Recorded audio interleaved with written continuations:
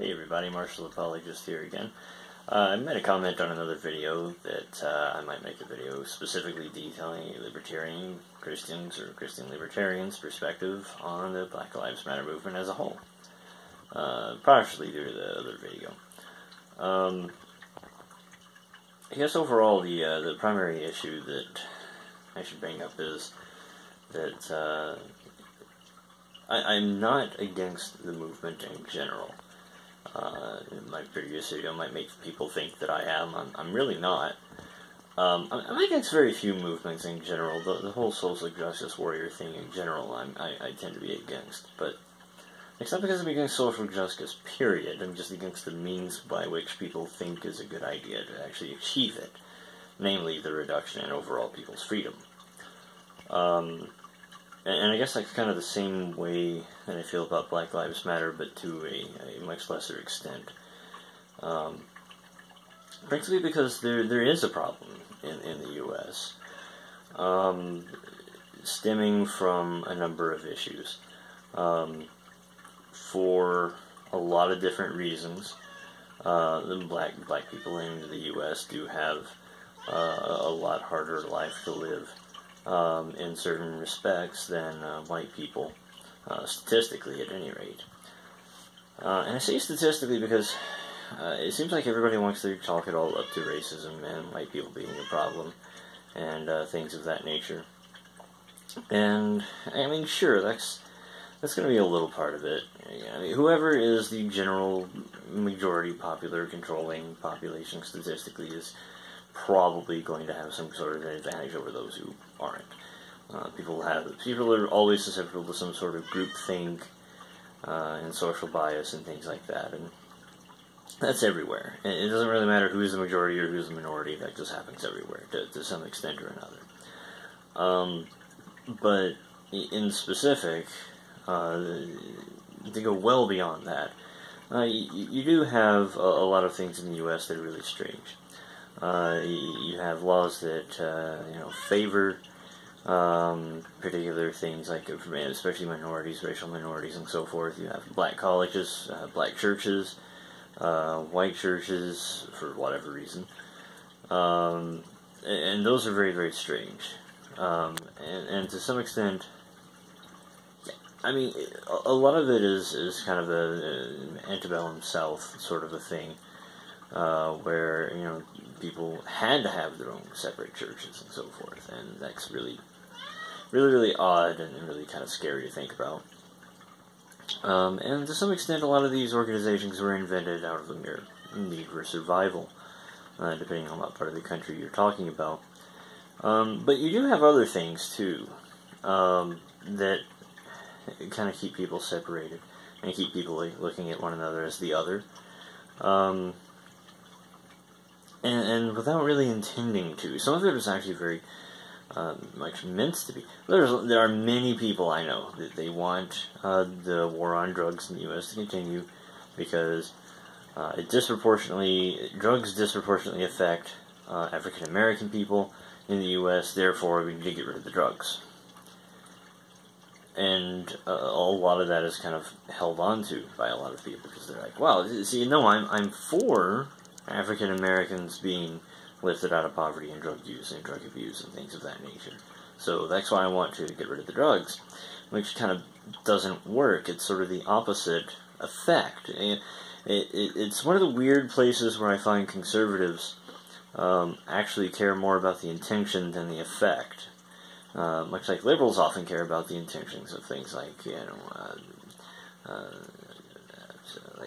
racial quotas or diversity training and so forth in corporations. It's really odd. It does almost exactly the opposite every time of what you actually want people to do, which is to not be biased against people based on gender, race, or whatever. And in this case, it disproportionately negatively affects black people, principally because poverty is an issue.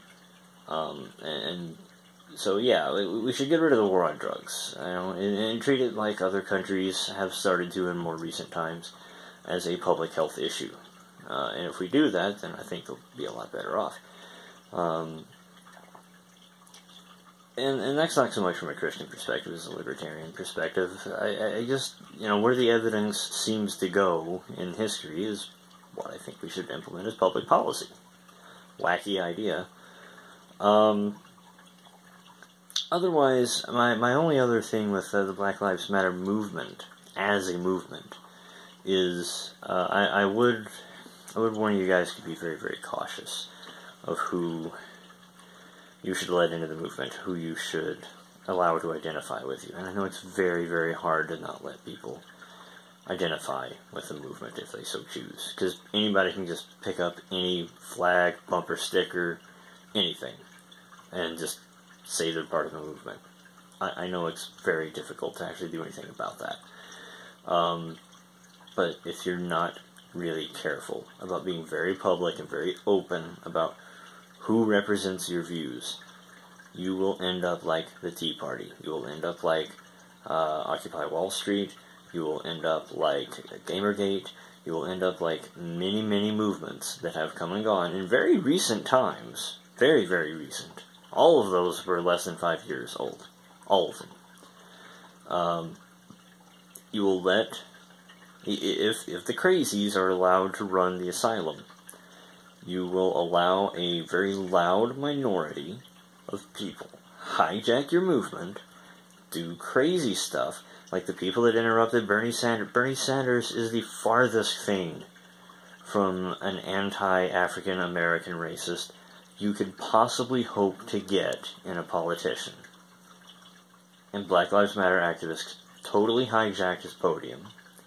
I hate the man's policies, because he's a socialist guy. I just can't stand them. But he's a generally good person. I believe that. I just don't think good intentions are good enough to get you in the White House or anywhere else. But they did that. The other video I made where they weren't allowing people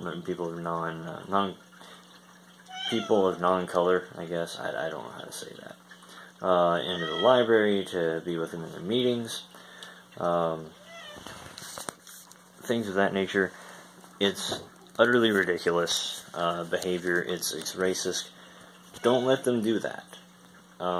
Speak out against them doing that. Do whatever you can. I know it's hard, but do whatever you can to keep that from being something people do.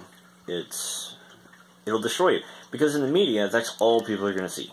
They're only going to see the crazies. They're going to dismiss the entire people leaving comments in my other video thinking, yeah, this is what they're all like. I'm like, I doubt that. But if you're not careful, that people will do that. They will do it in enough numbers that they will no longer care about your movement. And then you will leave because no one will care, and the crazies will still be there, just like the Tea Party. Gamergate kind of went the other way around, so they were pretty open and careful. The Tea Party wasn't as careful as they really should have been. And so now, for the most part, the crazies are actually just running the entire show. And have lost all legitimacy from Occupy Wall Street. Like, the crazies took that one over in like 3 weeks. Like, they were the only people left. They had some legitimate, even as libertarian, I know, it was crazy. But they actually had some legitimate complaints. They weren't that far off. I disagreed with some of their basic assumptions, but at the end of the day,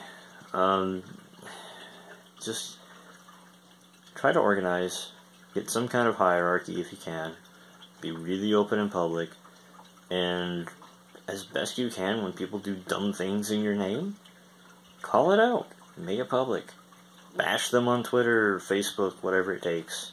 Don't let them run the show for you. Don't let people like me be the only people criticizing them. You do it yourselves. You have that ability, and it will add legitimacy to your movement, and it will probably help the history books speak more well of you.